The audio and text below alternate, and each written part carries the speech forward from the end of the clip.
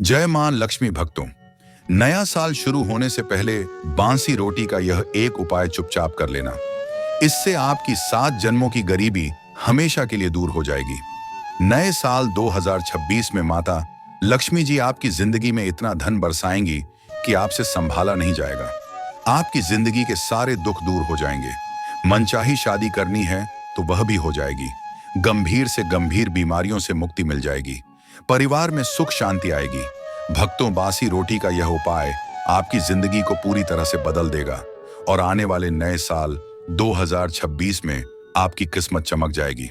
मुझे पता है आप अपने जीवन में बहुत दुख झेल रहे हो, बहुत परेशानी आपने इस साल सही है, लेकिन भक्तों, नया साल बस कुछ ही दिनों में शुरू हो रहा है और अगर आप अभी यह बासी रोटी का उपाय कर लेंगे तो आपके घर में माता लक्ष्मी जी दौड़ी चली आएगी और हमेशा हमेशा के लिए रहने लगेंगी। आप जहां काम करेंगे, जिस चीज को हाथ में लेंगे, वहां से धन दौलत आपको मिलने लगेगा और इतना धन आएगा कि आप भी सोचोगे कि मैं इसे कहां कहां रखूं। भक्तों, आज मैं आपसे कोई साधारण बात नहीं कह रहा हूं। आज जो शब्द मेरे मुख से निकलने वाले हैं वे केवल आवाज नहीं है, वे अनुभव हैं। वे शास्त्रों की गहराइयों से निकली हुई चेतावनियां हैं। यह कोई कथा नहीं है, कोई मनोरंजन की वीडियो नहीं है, बल्कि यह वह सत्य है जिसे सुनकर कई लोग चुप हो जाते हैं और कई लोग डर जाते हैं क्योंकि यह वह ज्ञान है जो हर किसी को नहीं बताया जाता। हर कान इसके योग्य नहीं होता। शास्त्रों में यह सब लिखा हुआ है, संतों ने इसे जिया है, लेकिन इसे उन्हीं तक सीमित रखा गया जो इसे संभाल सके। क्योंकि यह उपाय अगर गलत हाथों में चला जाए तो वरदान नहीं बोझ बन जाता है, लेकिन अगर सही व्यक्ति के हाथ लग जाए तो सुन लीजिए, तब केवल हालात नहीं बदलते, तब भाग्य को भी झुकना पड़ता है। नया साल आने वाला है और बहुत लोग सोचते हैं कि नया साल मतलब नई तारीख, नया कैलेंडर, नया मोबाइल वॉलपेपर और कुछ नए संकल्प। लेकिन जो जीवन को समझता है, जो कर्म को पहचानता है, वह जानता है कि नया साल केवल दिन नहीं बदलता। नया साल पुराने कर्मों का वही खाता खोलता है जो आपने वर्षों में बोया है, वही इस नए साल में उगने वाला है। कुछ लोगों के लिए नया साल अवसर बनकर आता है और कुछ के लिए चेतावनी बनकर। इसलिए अगर हर साल नया साल आता है और आपकी हालत वही की वही रहती है तो दोष समय का नहीं है, दोष किस्मत का भी नहीं है, दोष आपके कर्मों का है।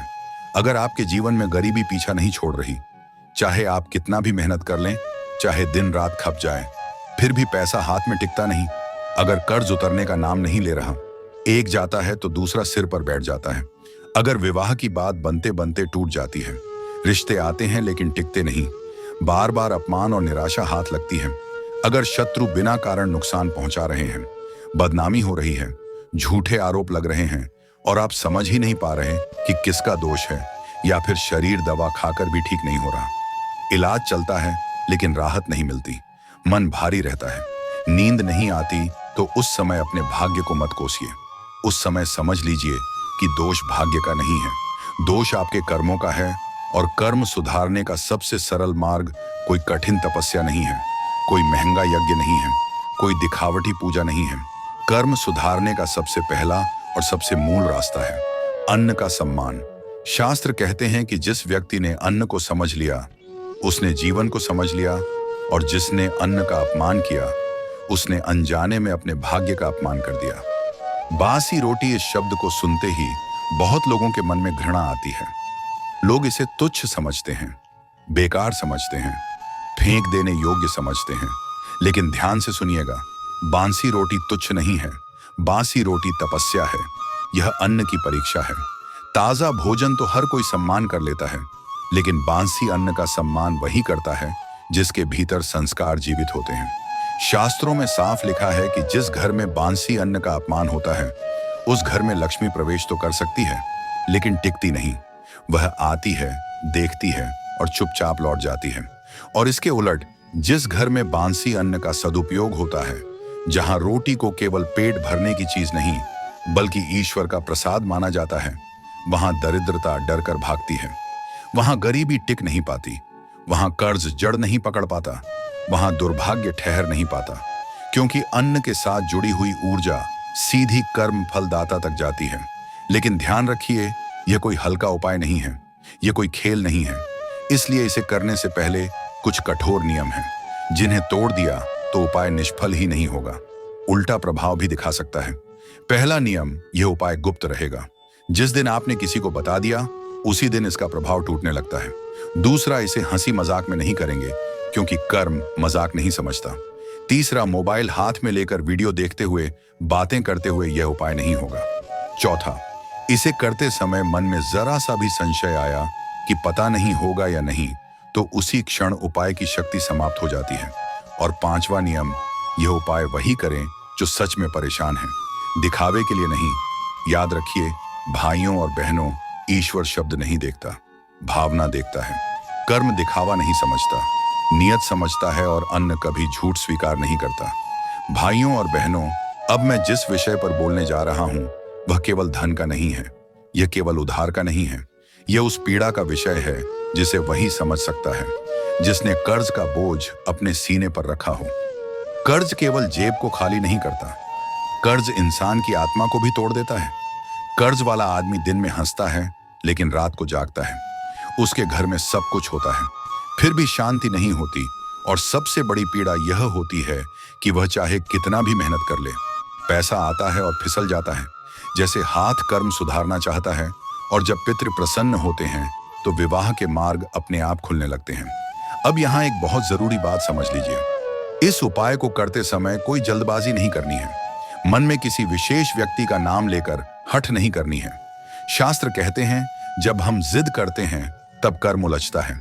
केवल इतना भाव रखें कि हे ईश्वर, जो मेरे लिए उचित हो वही शीघ्र मेरे जीवन में आए। इस उपाय के बाद जो परिवर्तन आते हैं वे धीरे आते हैं, लेकिन स्थायी होते हैं।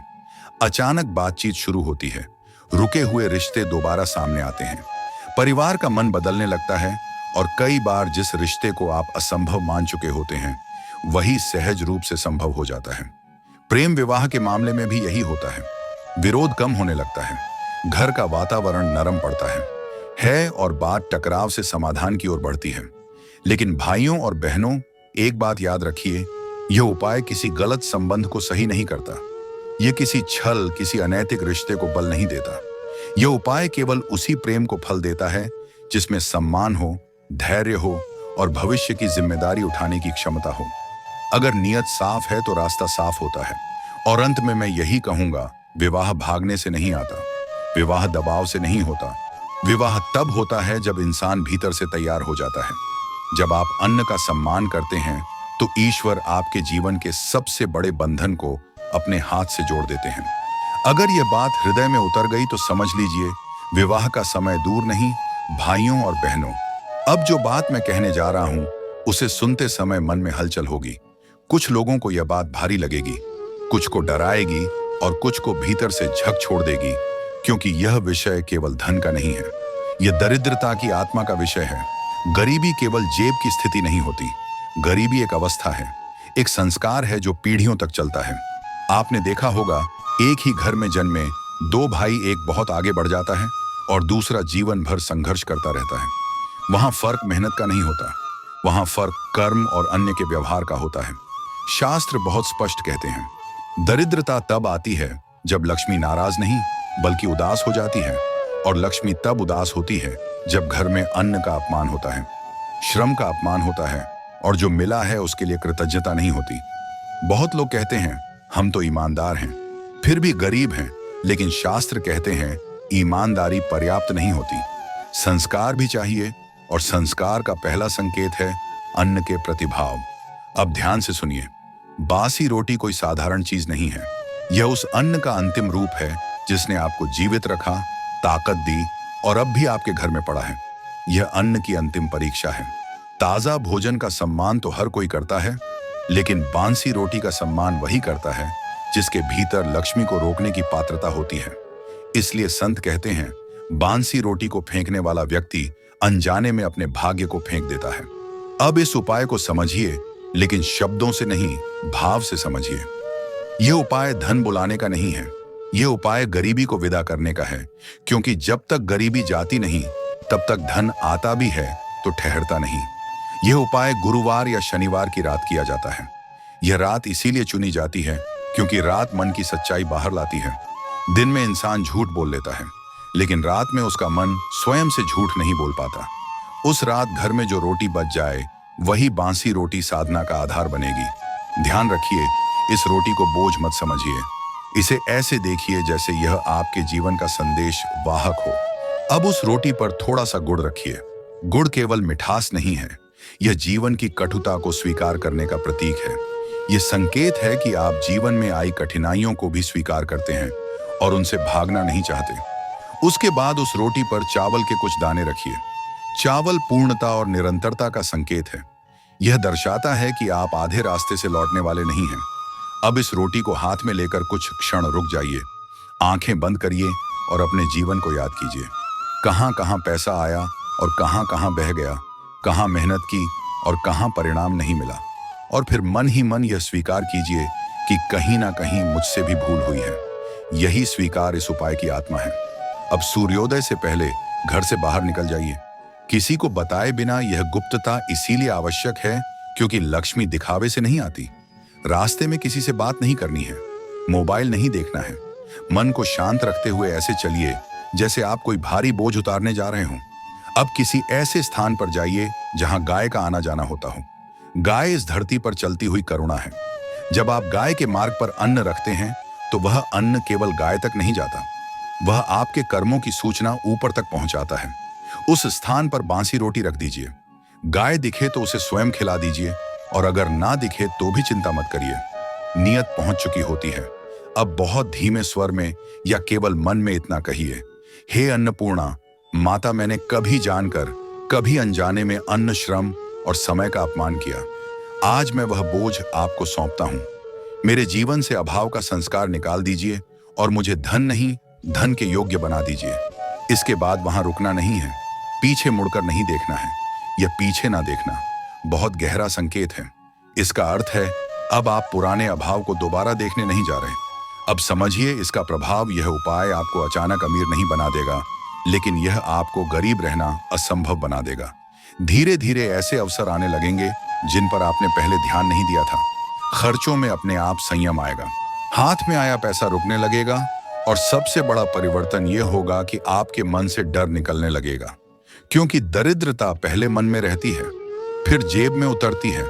लेकिन भाइयों और बहनों, एक अंतिम सत्य समझ लीजिए, यह उपाय उस व्यक्ति के लिए नहीं है जो बिना मेहनत के धन चाहता है। यह उपाय उस व्यक्ति के लिए नहीं है जो दूसरों को ठग कर आगे बढ़ना चाहता है। यह उपाय उस व्यक्ति के लिए है जो मेहनत करता है लेकिन भीतर से टूट चुका है। लक्ष्मी माँ रास्ता नहीं खोजती, वे पात्र खोजती हैं, और जब पात्र तैयार हो जाता है तो धन को आने से कोई नहीं रोक सकता। जिस दिन आपने रोटी को बोझ नहीं वरदान समझ लिया, उसी दिन से गरीबी ने आपके जीवन में अपना स्थान खो दिया। अगर यह बात आपके भीतर उतर गई तो समझ लीजिए, सेठ अब अभाव नहीं, अब अपारता की बारी है। भाइयों और बहनों, अब जो विषय मैं छेड़ने जा रहा हूं वह सबसे संवेदनशील है, क्योंकि धन चला जाए तो मन टूटता है, रिश्ते बिगड़े तो हृदय दुखता है, लेकिन जब शरीर साथ छोड़ने लगता है तब इंसान का विश्वास भी डगमगाने लगता है। बीमारी केवल शरीर का कष्ट नहीं होती, बीमारी मनुष्य की आस्था की परीक्षा होती है। दवा चलती है, डॉक्टर बदलते हैं, रिपोर्ट आती है, खर्च बढ़ता है, लेकिन भीतर कहीं एक डर बैठ जाता है, पता नहीं अब ठीक भी होऊंगा या नहीं। शास्त्र बहुत स्पष्ट कहते हैं, हर बीमारी दवा से नहीं जाती। कुछ बीमारियां शरीर में नहीं, कर्मों में जड़ जमाकर बैठी होती हैं। इसीलिए आपने देखा होगा, एक ही बीमारी, दो लोग, एक जल्दी ठीक हो जाता है, दूसरा वर्षों तक जूझता रहता है। फर्क दवा का नहीं होता, फर्क कर्म और मन की स्थिति का होता है। अब ध्यान से सुनिए, बीमारी तब आती है जब शरीर थकता है, लेकिन बड़ी बीमारी तब आती है जब मन हार मान लेता है, और मन तब हारता है जब भीतर अपराध बोध, डर, दबा हुआ दुख और अधूरी बातें जमा हो जाती हैं। शास्त्र कहते हैं, जब इंसान अन्न का अपमान करता है या अन्न को केवल पेट भरने की वस्तु समझता है, तब वही अन्न धीरे धीरे औषधि होना बंद कर देता है। और जब अन्न औषधि ना रहे तब दवा भी अपना पूरा असर नहीं दिखा पाती। अब इस उपाय को समझिए, यह उपाय दवा के विरुद्ध नहीं है, यह उपाय डॉक्टर के विरुद्ध नहीं है, यह उपाय कर्म और शरीर के बीच का टूटा हुआ संवाद जोड़ने का है। इसलिए इसे हल्के में मत लीजिए। यह उपाय रविवार की सुबह किया जाता है। रविवार सूर्य का दिन, सूर्य शरीर की आत्मा है। उसी से शक्ति आती है, उसी से रोग प्रतिरोधक क्षमता बनती है। उस सुबह घर में जो रोटी बची हो, वही बासी रोटी इस साधना का माध्यम बनेगी। याद रखिए, यह वही रोटी होनी चाहिए जिसने आपको पोषण दिया हो, क्योंकि शरीर को वही अन्न ठीक करता है जो कभी उसे जीवित रख चुका हो। अब उस बासी रोटी के साथ थोड़ा सा गुड़ लीजिए। गुड़ यहाँ मिठास के लिए नहीं है, गुड़ यहाँ कटु अनुभवों को स्वीकार करने का प्रतीक है। बहुत सी बीमारियां इसलिए बढ़ जाती हैं क्योंकि इंसान अपने दुख को दबा कर रखता है। अब उस रोटी और गुड़ को लेकर किसी चींटी के स्थान पर जाइए। चींटी छोटी है लेकिन सामूहिक शक्ति का प्रतीक है। चींटी अन्न का अपमान नहीं करती, वह हर कण को जीवन मानती है। अब उस बासी रोटी को वहां रख दीजिए और अब बहुत ध्यान से सुनिए। इस क्षण मन में कोई शिकायत नहीं होनी चाहिए, न बीमारी से, न ईश्वर से, न अपने भाग्य से। केवल एक स्वीकार होना चाहिए, मन ही मन या बहुत धीमे स्वर में इतना कहिए, हे जीवन देने वाले, मैंने जाने या अनजाने में अपने शरीर का अपमान किया। मैंने थकान को नजरअंदाज किया, मैंने दुख को दबाया, मैंने अन्न को हल्के में लिया। आज मैं यह भार छोड़ रहा हूं। मेरे शरीर को फिर से स्वस्थ होने की अनुमति दीजिए। इसके बाद वहां रुकना नहीं है, पीछे मुड़कर नहीं देखना है, ये पीछे ना देखना। इस बात का संकेत है कि अब आप बीमारी को अपनी पहचान नहीं बनाएंगे। आप यह स्वीकार करेंगे कि बीमारी आई है, लेकिन अब वह आपकी कहानी नहीं रहेगी। अब समझिए, इसका प्रभाव, यह उपाय तुरंत रिपोर्ट नहीं बदलता, लेकिन यह शरीर की लड़ने की शक्ति जगा देता है। धीरे धीरे दवा असर दिखाने लगती है, दर्द की तीव्रता कम होती है, मन हल्का होने लगता है, नींद सुधरती है और जब मन शांत होता है तब शरीर अपने आप मरम्मत शुरू कर देता है। बहुत लोग पूछते हैं, क्या इससे बड़ी बीमारी भी ठीक हो सकती है? शास्त्र उत्तर देते हैं, जब मनुष्य जीने का निर्णय कर ले तो शरीर उसका साथ छोड़ने की हिम्मत नहीं करता। लेकिन भाइयों और बहनों, एक बात बहुत स्पष्ट समझ लीजिए, यह उपाय उसी पर असर करता है जो बीमारी को अपना अंत नहीं मानता, बल्कि उसे एक संदेश मानता है जो व्यक्ति भीतर से कह देता है, अब मैं हार गया। उसके लिए कोई उपाय नहीं चलता। पर जो व्यक्ति कहता है, मैं अभी जीवित हूं, उसके लिए ईश्वर भी रास्ता बना देते हैं। बीमारी दंड नहीं है, बीमारी संकेत है, और जो संकेत को समझ लेता है वह पीड़ा से आगे निकल जाता है। जिस दिन आपने अन्न को फिर से औषधि मान लिया, उसी दिन से आपके शरीर ने ठीक होने की प्रक्रिया शुरू कर दी।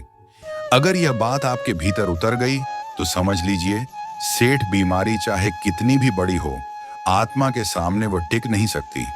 2026 आपके लिए कैसा रहेगा, ये ग्रह तय नहीं करते, ये भाग्य अकेले तय नहीं करता। ये आप तय करते हैं अपने भाव, अपने संकल्प और अपने कर्म से। अब ध्यान से सुनिए, अगर आप चाहते हैं कि 2026 में धन की चिंता कम हो, स्वास्थ्य डगमगाए नहीं, रिश्तों में मिठास बनी रहे और मन हर सुबह हल्का महसूस करे, तो इसके लिए कोई कठिन साधना नहीं है। इसके लिए केवल एक शांत, सच्चा और सरल उपाय है, अपने पुराने वर्ष को सम्मान के साथ विदा करना। नए साल से एक दिन पहले की रात घर में जो रोटी बच जाए, वही बासी रोटी गए को खिला देना। फिर देखना, इतना पैसा आएगा कि 1 महीने में बनोगे करोड़पति। कृपया करके वीडियो को लाइक कर दे और चैनल को सब्सक्राइब कर दे। धन्यवाद।